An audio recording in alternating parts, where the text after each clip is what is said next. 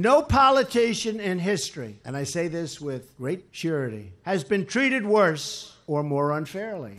You're being treated worse than any politician in history? Ukrainian President Viktor Yushchenko had his face poisoned off. For real, that's his face. It got poisoned off. Do you want to trade places with him? Unless that's what you look like under all the bronzer. Because I think you're exaggerating. Do you think you have it bad? These child princes were locked in a tower by their uncle, and then he had them murdered. These presidents all got assassinated. But no, Lester Holt asked you questions. No, yours is worse.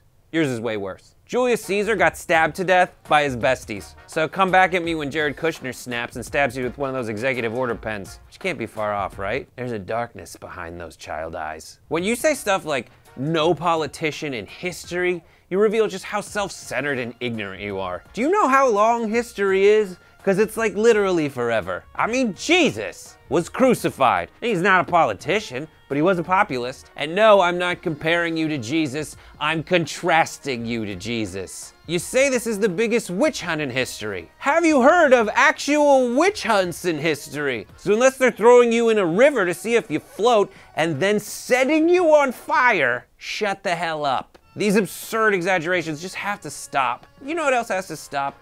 Playing the victim at the hands of the media. You can't say the media is being unfair to you when there's Fox News. You could piss on Steve Doocy's leg and during the weather report he'd call it rain. And when all this Comey stuff went down, what did our good friend Tucker Carlson cover that day? A story asking, what happened to the Clinton Foundation? Are you kidding me? Fox has you covered. And how can you whine like a baby at a military graduation? These men and women will ostensibly be putting their lives on the line, and what are you saying?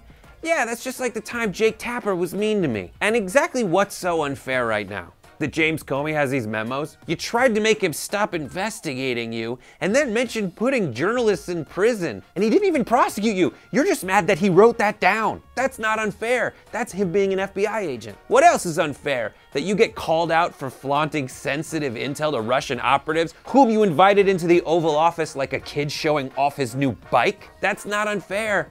That's ignorant hubris and not understanding the first thing about geopolitics. And what else is unfair? That your surrogates can't stay on message? You can't stay on message. Come up with a message.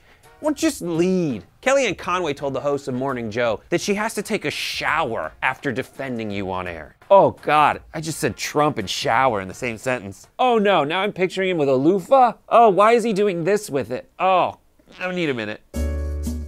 In the grand scheme of things, people holding you accountable for your foolish and irresponsible actions, that's not unfair. If you want to talk unfair, we can do that. A tax plan that shifts the burden away from zillionaires and onto regular folks, that's unfair. A healthcare bill that exposes people with pre-existing conditions and got voted on before it could even get scored by the Congressional Budget Office, that's unfair. Our planet's future is in the hands of an EPA head who has dedicated his life to suing the EPA.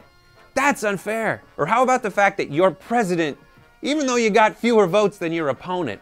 That's unfair. Or that you bragged to Billy Bush about sexually assaulting women, but now you're the president and Billy Bush is singing this on his front porch. Look at me, I'm Billy B, trying to get back on TV. Hire him for something. Ugh.